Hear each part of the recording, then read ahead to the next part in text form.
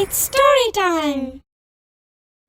கடன் வாங்குற பழக்கம் இருந்த ஒரு இளைஞனோட வாழ்க்கையில என்ன நடந்துச்சுன்னு இந்த கதையில பார்க்கலாம்.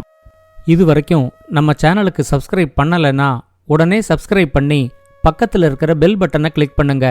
ஸ்டோரி டைம் தமிழ் சேனலுக்காக உங்களுடன் ரவிசங்கர் பாலச்சந்திரன். கதையை கேட்கலாம் வாங்க. ஆத்தூருங்கிற ஊர்ல கூலி வேலை செய்கிற இளைஞன் ஒருத்தன் இருந்தான். அவன் பேரு சுப்பன். அந்த ஊர்ல இருக்கிற யாருக்கு என்ன கூலி வேலை செய்யணும்னாலும் சுப்பனை வர சொல்லி செய்ய சொல்லுவாங்க. அதுக்கு அவங்க கொடுக்கற கூலியையும் சுப்பன் பேரம் பேசாம வாங்கிக்குவான். சுப்பன் நல்லாவே சம்பாதிச்சாலும் அவங்கிட்ட காசு தங்கறதே இல்ல. அதுக்கு காரணம் சுப்பனுக்கு கடன் வாங்குற பழக்கம் இருந்துச்சு. யாராவது ஒருத்தர் அவனோட கொஞ்சம் பழகிட்டா உடனே அவங்க கிட்டேந்து ஏதாவது பணத்தை கடன் வாங்குவான். சில சமயம் அவன் கூலி வேலை பார்த்து சம்பாதிக்கிற பணத்தை வச்சு வாங்குன கடனை அடைப்பான். வேற சில நேரம் அவனுக்கு பணம் கடன் கொடுத்தவங்க பணத்தை திரும்பி கொடுக்க சொல்லி ரொம்ப அழுத்தம் கொடுத்தா வேற யாருகிட்டையாவது கடன் வாங்கி இந்த கடனை அடைச்சிடுவான். சில பேர் அவனுக்கு கூலி வேலை ஏதாவது கொடுத்து அவன் ஏற்கனவே வாங்கி இருக்கிற கடனை கழிச்சுக்குவாங்க. கடன் வாங்கிட்டு திரும்ப கொடுக்க முடியாத நிலைமை வரும்போது கடன் கொடுத்தவங்கள பார்க்காம அவங்க கண்ணிலேயே படாம ஒரு மறைவான வாழ்க்கை வாழறதையும் சுப்பன் நல்லாவே தெரிஞ்சு வச்சிருந்தான். வாங்கின கடனை கேட்காத யாருக்கும் அவன் பணத்தை திருப்பி கொடுக்கவே மாட்டான். கூலி வேலை இல்லாதப்போ அந்த ஊர்ல இருந்த பைரவி கோவில சுத்தம் செய்யற வேலையையும் சுப்பன் தானா எடுத்துக்கிட்டான். அந்த பைரவி கோவில் காட்ட ஒட்டின ஒரு பகுதியில இருந்துச்சு. அதனால அவன் தலைமறைவு வாழ்க்கை நடத்தும் போது சில சமயம் அந்த பைரவி கோவில்ல வந்து படுத்து தூங்குவான். அப்படி ஒரு அமாவாசை அவன் பைரவி கோவில்ல படுத்து தூங்கிக்கிட்டு இருக்கும்போது நடுராத்திரி அங்க வந்த ஒரு மந்திரவாதி அங்க சுப்பன் தூங்கிக்கிட்டு இருக்கிறத பார்த்து அவனை எழுப்பி இந்த கோவிலை சுத்தப்படுத்தினது யாரு அப்படின்னு கேட்டான். சுப்பன் தான் கோவிலை சுத்தப்படுத்தினான்னு தெரிஞ்சு அந்த மந்திரவாதி சுப்பன் கிட்ட நீ செஞ்ச இந்த நல்ல செயல்னால பைரவி கிட்ட நீ வேண்டுறது எல்லாமே பலிக்கும். ஆனா நீ உனக்காக வேண்டக்கூடாது, மற்றவங்களுக்காக வேண்டறது மட்டும்தான் பலிக்கும் அப்படின்னு சொல்லிட்டு போனான். மந்திரவாதி போனதுக்கு அப்புறம் அவன் கொடுத்துட்டு போன வரம் தனக்கு எந்த விதத்திலையும் பயனளிக்காதுங்கிறத சுப்பன் புரிஞ்சுக்கிட்டான். அதுக்கு மேல அந்த ஊர்ல இருக்க வேண்டான்னு வேற ஊருக்கு போகலான்னு சுப்பன் முடிவெடுத்தான். அவன் ஆத்தூரை விட்டு கிளம்பி பல ஊர்களை சுத்திட்டு திருக்காட்டுப்பள்ளிங்கிற ஊருக்கு வந்து சேர்ந்தான். அந்த ஊர்ல இருந்தவங்களுக்கு வேண்டிய வேலைகளை செஞ்சு கொடுத்து அவன் மறுபடியும் பணம் சம்பாதிக்க ஆரம்பிச்சான். ஆனா அவங்கிட்ட இருக்கிற கடன் வாங்குற பழக்கம் அவனை விட்டு போகவே இல்லை. அந்த ஊர்ல இருக்கிறவங்க கிட்டையும் கொஞ்சம் கொஞ்சமா கடன் வாங்க ஆரம்பிச்சான். திருக்காட்டுப்பள்ளியில இருக்கிற எல்லாரும் ஒரு தடவை அவனை கடனை கேட்டு நெருக்கடி கொடுத்தப்போ ஒரு நாள் ராத்திரியோட ராத்திரியா யாருகிட்டையும் சொல்லிக்காம சுப்பன் அந்த ஊரை விட்டே கிளம்பிட்டான். இதுக்கப்புறம் அவன் அங்க இங்க அலைஞ்சு வானூருங்கிற ஊருக்கு வந்து சேர்ந்தான். வானூர்ல இருந்தவங்க அவன் எதிர்பார்த்ததை விட ரொம்ப வசதியாவே இருந்தாங்க. சுப்பன் அந்த ஊர் கிராம அதிகாரிய சந்திச்சு தனக்கு ஏதாவது ஒரு வேலை வாங்கி கொடுக்க சொல்லி கேட்டான். அவரும் சுப்பனோட நிலைமைய பார்த்துட்டு நாங்க எங்க ஊர் ஆட்களுக்கு மட்டும்தான் வேலை கொடுக்கறோம். ஆனா உன்னை பார்த்தாலும் பாவமா இருக்கு. அதனால நீ வெளியூர்காரனா இருந்தாலும் இந்த ஊர்ல யார் உனக்கு வேலைய கொடுத்தாலும் அதை நீ செய்யறதுக்கு நான் உனக்கு அனுமதி தரேன். நீயே போய் வேலைய தேடிக்கோ அப்படின்னு சொன்னாரு. சுப்பனும் தனக்கு ஒரு வேலை கேட்டு அந்த ஊர்ல வீடு வீடா அலைஞ்சு பார்த்தான். ஆனா யாரும் அவனுக்கு வேலை கொடுக்கவே இல்லை. அவங்க எல்லாருமே சுப்பன் ரொம்ப பசியோட இருக்கிறத பார்த்து நீ வேணா எங்க வீட்டுல சாப்பிட்டுட்டு போ அப்படின்னு மட்டும் சொன்னாங்க. ஆனா சுப்பனோட தன்மானம் அதுக்கு இடம் கொடுக்கல. அவன் சாப்பாடு போடுறேன்னு சொன்ன எல்லார்கிட்டையும் எனக்கு இப்ப வேண்டியது ஒரு வேலை தான், நானே உழைச்சு அதுல நானே சாப்பிட்டுக்குவேன், எனக்கு சாப்பாடு வேண்டாம் அப்படின்னு சொல்லிட்டான். இப்படியே 2 நாள் போயிடுச்சு. இந்த 2 நாளும் சுப்பனுக்கு வேலையும் கிடைக்கல, கிடைச்ச சாப்பாட்டையும் வேண்டான்னு சொல்லிட்டான். அவன் அந்த ஊர்ல இருந்த ஒரு கோவில் மண்டபத்துல ரொம்ப பசியோட படுத்திருந்தப்போ அங்க அந்த ஊரோட கிராம அதிகாரி வந்தாரு. நடந்ததை எல்லாத்தையும் தெரிஞ்சுக்கிட்டு சுப்பனோட தன்மானத்தை அவரு ரொம்பவே பாராட்டினாரு. உனக்கு நான் ஏதாவது ஒரு வேலைக்கு ஏற்பாடு செய்கிறேன் அப்படின்னு சொல்லிட்டு போனவர் அன்னிக்கே ஊர்ல கூட்டம் போட்டு ஒவ்வொரு நாளும் ஒவ்வொருத்தர் சுப்பனுக்கு வேலையும் சாப்பாடும் கொடுக்கணும் அப்படின்னு சொல்லிட்டாரு. கிராம அதிகாரியோட உத்தரவு படியே ஒவ்வொரு நாளும் ஒவ்வொரு வீட்டுல சுப்பனுக்கு வேலையும் கொடுத்து கூலியும் கொடுத்து அவனுக்கு சாப்பிடறதுக்கு சாப்பாடையும் போட ஆரம்பிச்சாங்க. கிராம அதிகாரி செஞ்ச இந்த ஏற்பாடுனால சுப்பனுக்கு அந்த ஊர்ல இருந்த எல்லா மக்களோடையும் பழகறதுக்கான ஒரு வாய்ப்பு கிடைச்சுது. அவன் வழக்கமா கடன் வாங்கற மாதிரி அந்த ஊர்ல பழகின எல்லார்கிட்டையும் கொஞ்சம் கொஞ்சமா பணம் கடன் வாங்க ஆரம்பிச்சான். பெரிய தொகையா கேட்காம வாங்கற எல்லார்கிட்டையும் சின்ன சின்ன தொகையா அவன் கடன் வாங்கினதுனால அந்த ஊர்ல ஏற்கனவே வசதியா இருந்த எல்லாருமே அவன் வாங்கின கடனை அவங்கிட்ட திரும்ப கேட்கவே இல்லை.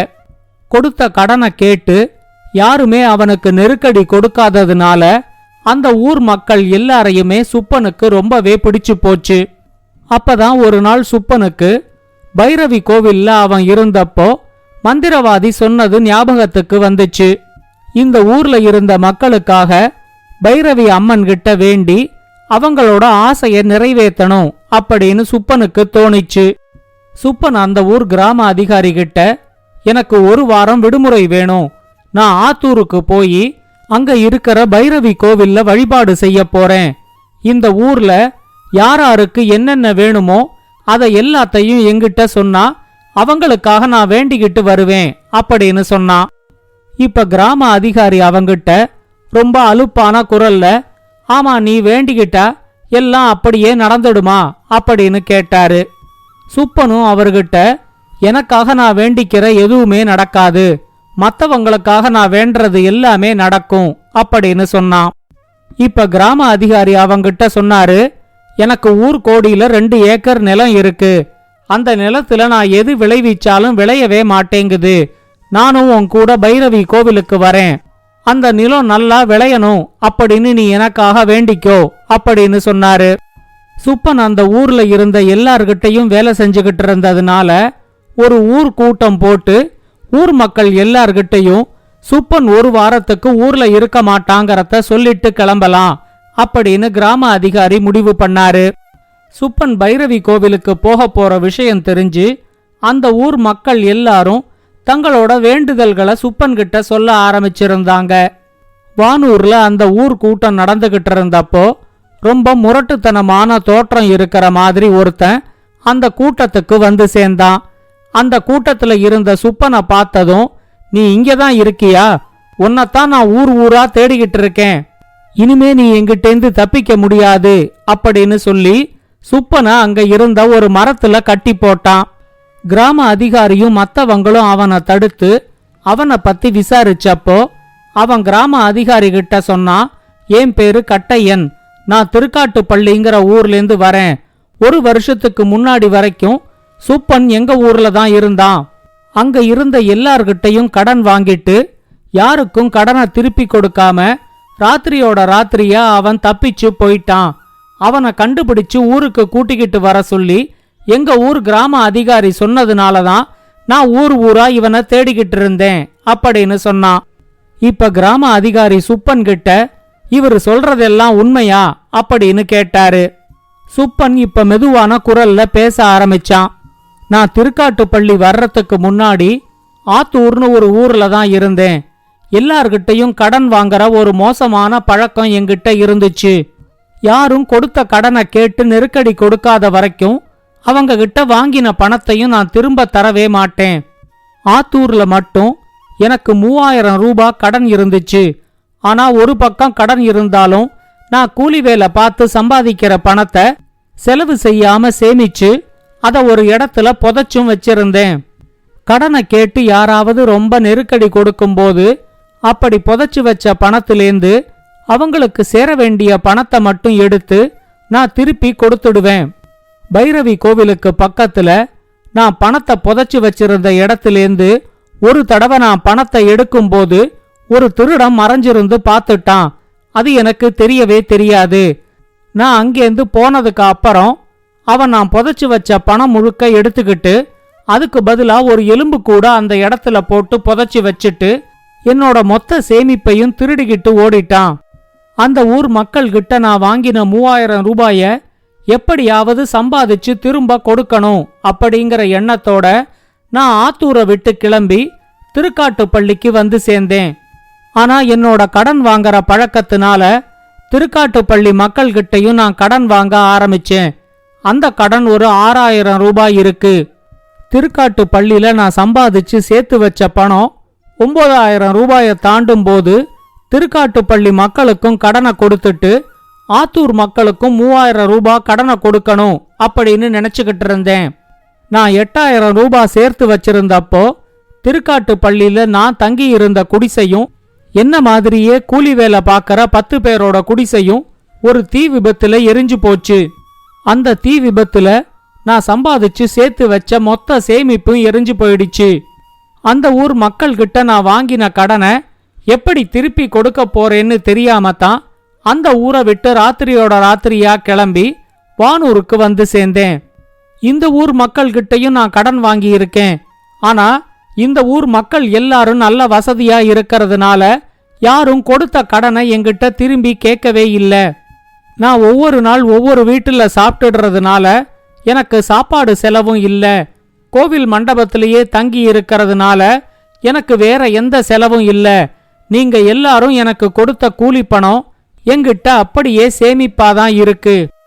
நான் பைரவி கோவிலுக்கு போய் உங்க எல்லாருக்காகவும் வேண்டிக்கிட்டு வரேன் அப்படின்னு சொல்லிட்டு இங்கேருந்து கிளம்பினாலும் என்னோட எண்ணம் முதல்ல திருக்காட்டுப்பள்ளிக்கு போய் 6000 ரூபாய் கடனை திரும்ப கொடுத்துட்டு அங்கேருந்து ஆத்தூருக்கு போய் நான் வாங்கியிருந்த 3000 ரூபாய் கடனையும் அடைச்சிட்டு அதுக்கு அப்புறமா பைரவி கோவிலுக்கு போய் உங்க எல்லாருக்காகவும் வேண்டலான்னு நினைச்சுக்கிட்டு இருந்தேன்.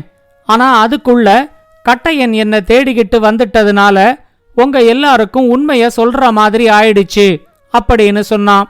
சுப்பன் சம்பாதிச்சு சேர்த்து வச்சிருந்த பணத்தை எண்ணி பார்த்தப்போ அதுல 15000 ரூபாய் இருந்துச்சு. அந்த ஊர் மக்கள் எல்லாருமே கடன் வாங்குற ஒரே ஒரு கெட்ட பழக்கத்தை தவிர சுப்பன் கிட்ட வேற எந்த கெட்ட பழக்கமும் கிடையாது. சுப்பன் அவனோட கடனை எல்லாம் அடைச்சிட்டு பைரவி கோவில்ல எங்களுக்காக வேண்டிக்கிட்டு வரட்டும்.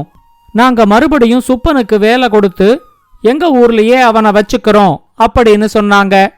கிராம அதிகாரியும் சுப்பனுமா கிளம்பி திருக்காட்டுப்பள்ளியில இருக்கிற கடனை எல்லாம் அடைச்சிட்டு ஆத்தூருக்கு வந்து அங்க சுப்பன் வாங்கி இருந்த கடனையும் அடைச்சிட்டு பைரவி கோவிலுக்கு வந்தாங்க. சுப்பன் வானூர் மக்களுக்காக பைரவி கிட்ட வேண்டிக்கிட்டான். கிராம அதிகாரியும் பைரவி கிட்ட வேண்டிக்கிட்டு சுப்பன் பக்கம் திரும்பி இப்ப நான் என்ன வேண்டிக்கிட்டேனோ அது நடக்கணும்னு நீயும் பைரவி கிட்ட கேளு அப்படின்னு சொன்னாரு. சுப்பனும் பைரவி கிட்ட கிராம அதிகாரி வேண்டிக்கிட்டது அப்படியே நடக்கணும் அப்படின்னு சொல்லிட்டு கிராம அதிகாரி கிட்ட நீங்க என்ன வேண்டிக்கிட்டீங்க அப்படின்னு கேட்டான்.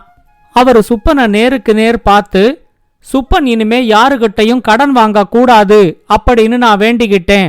என்னோட வேண்டுதல் நிறைவேறுமா அப்படின்னு கேட்டாரு. சுப்பன் தனக்காக வேண்டிக்காம கிராம அதிகாரி அவனுக்காக வேண்டிக்கிட்டதுனால அவரோட வேண்டுதலும் நிறைவேறிடுச்சு. இப்ப சுப்பன் யாருகிட்டையும் கடன் வாங்கறதே இல்ல. இந்த கதையை பத்தின உங்களோட கருத்துக்களை ஸ்டோரி டைம் தமிழ் யூடியூப் சேனல்லையும் பாட்காஸ்ட்லையும் பின்னூட்டத்துல கமெண்ட்ஸா பதிவு பண்ணுங்க. இந்த கதை உங்களுக்கு பிடிச்சிருந்தா லைக் பண்ணுங்க, கமெண்ட் பண்ணுங்க, ஷேர் பண்ணுங்க. மறக்காம ஸ்டோரி டைம் தமிழ் சேனலை சப்ஸ்கிரைப் பண்ணுங்க. அப்படியே பக்கத்துல இருக்க அந்த பெல் ஐகானை கிளிக் பண்ணுங்க.